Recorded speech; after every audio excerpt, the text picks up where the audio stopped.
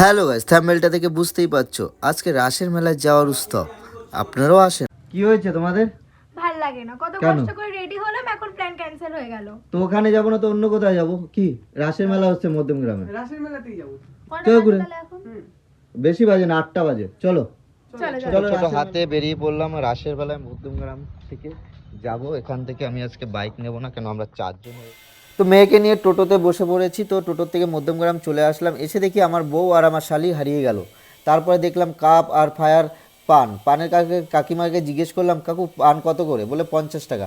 এখানে দেখছি হরে কৃষ্ণ নিয়েছে, আর বুদ্ধদেবটা আমার খুবই পছন্দ হয়েছিল, কিন্তু রেটটা দেখে আমি নিতে পারলাম না। কেউ নেবে আমাকে একটু কমেন্ট করে জানিয়েন। আর এখানে আমার মেয়ে বাহানা করছে কিছু জিনিস নেবে। তারপরে আগে মেয়েকে ভুলিয়ে নিয়ে আগে গেলাম। তারপর ওখানে যে দেখি মেয়ের যেটাই পছন্দ সেটাই নেবো নেবো নেবো নেবো করে। এখানে দেখছি কি আমার বউ সেলফি তুলছে ব্যস্ত, আর তার সাথে আমার শালি আর বউ দুজনে ঘুরে যাচ্ছে, আমাদের চেনেই না মেলায় যে। আর আমরা মেয়েকে নিয়ে ঠেলা খেতে খেতে খেতে যাচ্ছি। আর পাশে আমার ভাইরা এসেছিলো, ভাইরা বলছে এরা কোথায়? আমি বলছি আমি জানি না, কোথায় হারিয়ে গেছে। তো বলে চলো চলো খুঁজে আসি। এবার খুঁজতে খুঁজতে দেখি এরা এক দোকানে যে পান খাচ্ছে। আবার বলছি কি বন্দুক নিয়ে আমি গুলি করব। আমি কাকে? বলে কি বেলুন ফাটাবো। তো আমার বউ তো একটা জিতলো, শালি তো পারলো না।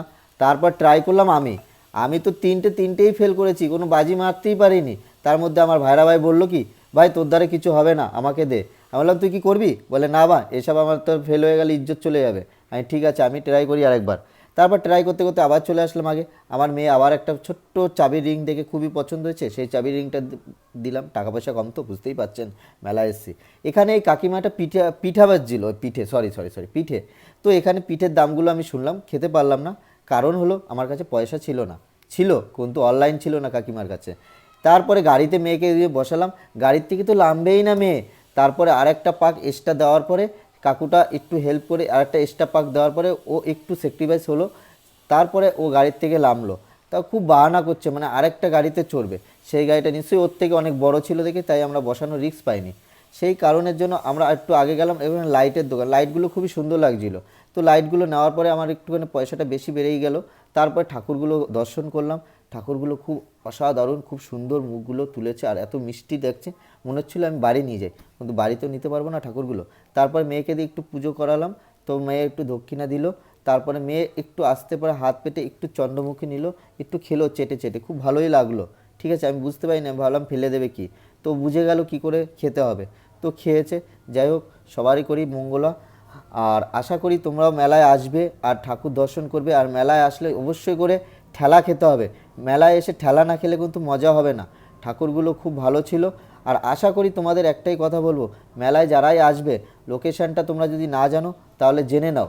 মধ্যমগ্রাম প্ল্যাটফর্মের 1 নম্বর উল্টো সাইডে রাসের মেলা প্রতি বছরই অনেক বড় করে হয়। এবার একটু ছোট হলো, কিন্তু ভিড়টা অতিরিক্তই বেশি। ঠিক আছে, আমরা রাত বাজে তখন 10:30, তখনই অটোমেটিক অনেকটাই ভিড় ছিল। মানে মেলাটা ছোট দেখে পাবলিকটা খুব বেশি হয়ে গেছে গিজিমিজি।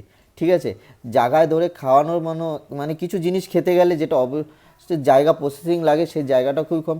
পাওভাজি নিলাম, পাওভাজিটা বেশ ছিল। বাড়ির জন্য গজা নিলাম, খাস্তা নিলাম, বাদাম নিলাম, যেটা ফ্যামিলির জন্য সবাই নিতে হয় মেলার শেষে, এগুলো তো খেতেই হয় অবশ্যই।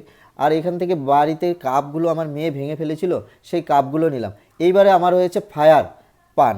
তো ফায়ার পানটা আমি লাস্টে খেলাম, কারণটা হলো ফায়ারটা জ্বললো, পেট্রোল ঢালিয়ে জ্বালালো, জানো তো। আমি ফায়ারটা যখনই খেলাম, পেট্রোলের কিন্তু গ্যাস আছে, কিন্তু আজকাল সেই আগের মতো স্মোক ফায়ারগুলো দেয় না, পেট্রোল ঢেলে উপরে দেয় ফায়ার। তো ফায়ারটা অতিরিক্ত হয়েছিল। আমার ভাইরা বলছে ভাই হা করলি না আতিয়াস করলি, যাই হোক একটা কিছু হয়েছে।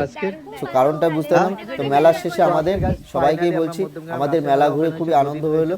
তোমরা ফ্যামিলি নিয়ে মেলায় যাও, মধ্যমগ্রাম রাসের মেলা খুব এনজয় করে আসো। আর প্রচুর সেরি মার্কেট আছে। ভিডিওটা ভালো লাগলে